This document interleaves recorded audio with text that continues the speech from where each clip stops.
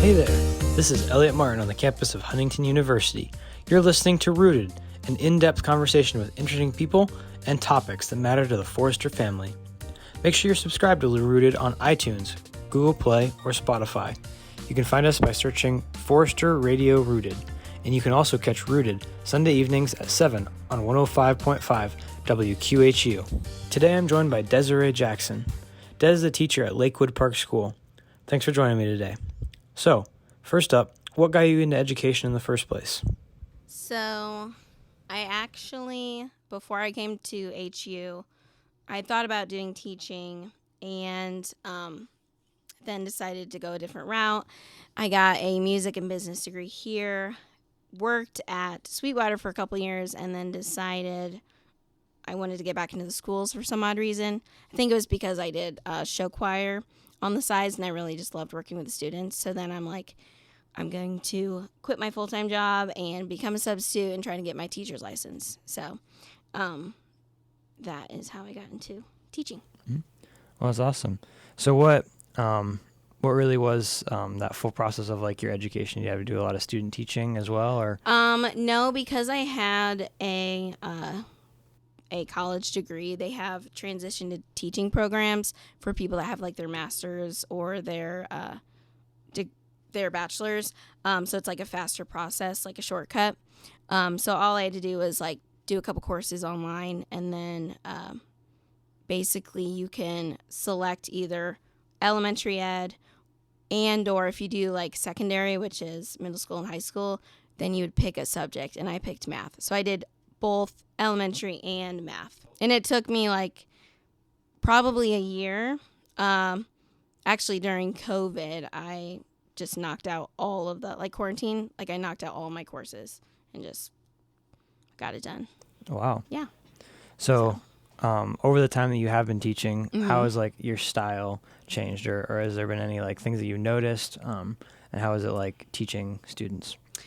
Well, one thing I noticed was when I first started out, I was at a public school, which now I'm at a Christian school, and it's like completely different, which I knew, and I actually wanted to be at a Christian school, because I still get to do show choir through public schools, but I wanted my everyday job to be in a Christian school just because,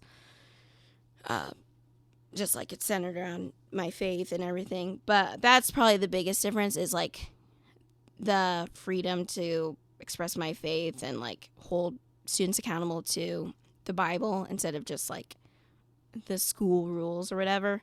I would say that's the biggest change. And my style, I would say I'm very strict in terms of like I do more of like direct teaching method where like I instruct and then I have them do. But yeah, I run a pretty tight ship, but the way that I do it is just, it's very consistent. So they know what's expected of them, and they like have a routine basically in the class. Mm-hmm. So, yeah. So what is it like teaching middle school as well as adjunct teaching for college, and kind of explain to us the teaching situation you're in right now? So,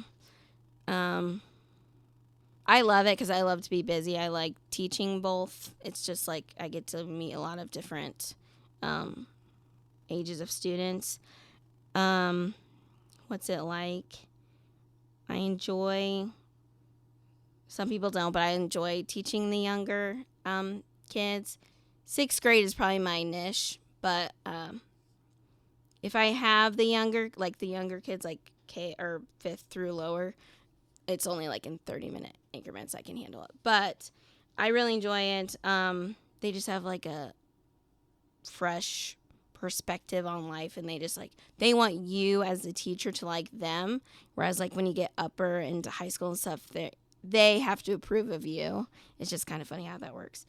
And then when in college, like traveling to HU, I've loved just coming back to HU and just like coming back to, because I loved Huntington and my experience here. So coming back and like teaching the theater students or whatever students has just been an awesome experience, because all the students at HU are so fun, and the class I get to teach that plays a part into it too. I mean, I taught tap and I love tap, And I also taught theater, dance, again, loved it. So, yeah. Yeah. So you said you knocked out a lot of your courses over like COVID to get that degree. Yeah. So how long have you been like teaching and in the teaching space now? So I subbed while I was like in that transition period. I subbed for about 4 or 5 years actually. And a lot of those years I did long-term subs because when you're, well, I wouldn't say good, but like when you're there constantly and like you form those relationships, they ask you to do long-term subs for like people that are on maternity or